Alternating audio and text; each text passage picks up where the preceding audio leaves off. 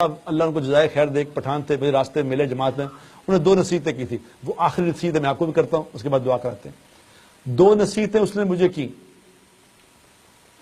یہ کوٹلی میں اور سعید انور ایک جماعت میں چلا لگا رہے تھے، تو وہاں سال کی ایک جماعت آئی ایک مسجد میں، تو سب پٹھانوں کی جماعت تھی۔ تو ایک پٹھان بڑا خوبصورت، بڑا نورانی چہرہ اس کا، تو میں ایسے لیٹا ہوا تھا، کارپیٹ ٹائپ تھا، کارپیٹ ہی کہہ سکتے ہیں اسے، ویسے صف سی تھی، وہ اس پہ لیٹا ہوا تھا۔ تو اس نے دیکھا کہ اور مجھے کچھ 2-3 لڑکے نا دبا رہے تھے، تو اس پٹھان نے دیکھا، اس نے کہا بزرگ ٹائپ آدمی لگتا ہے، تو اس کو میں اٹھا کے اس نے کہا بابو جی اٹھو، تمہیں 2 باتیں بتاؤں بڑی قیمتی۔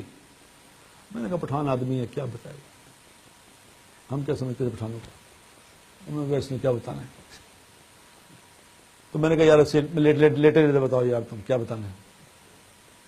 تو اس کو بھی اس نے کہا، اس کو سمجھ گیا کہ یہ ذرا دماغی طور پہ اتنا ٹھیک نہیں ہے۔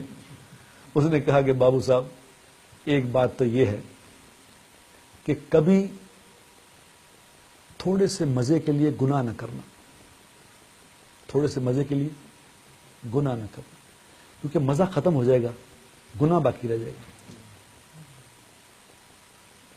میں نے جب اس کی یہ بات سنی میں اٹھ کے بیٹھ گیا ایک دم۔ میں نے کہا پھر بتاؤ کیا کہا۔ اس نے کہا میں نے کہا تھوڑے سے مزے کے لیے کبھی گناہ نہ کرنا، مزہ ختم ہو جائے گا، گناہ تمہارے ساتھ چلے گا، تمہارے ساتھ چلے گا۔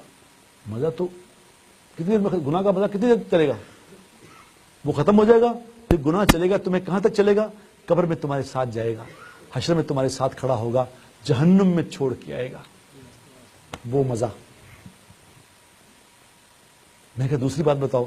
اس نے کہا بابو صاحب دوسری بات یہ ہے کہ کبھی تھوڑی سی مشقت کے خوف سے، کبھی تھوڑی سی مشقت کے خوف سے نیک عمل نہ چھوڑنا، کیونکہ مشقت ختم ہو جائے گی، عمل باقی رہ جائے گا، عمل تمہارے ساتھ چلے گا۔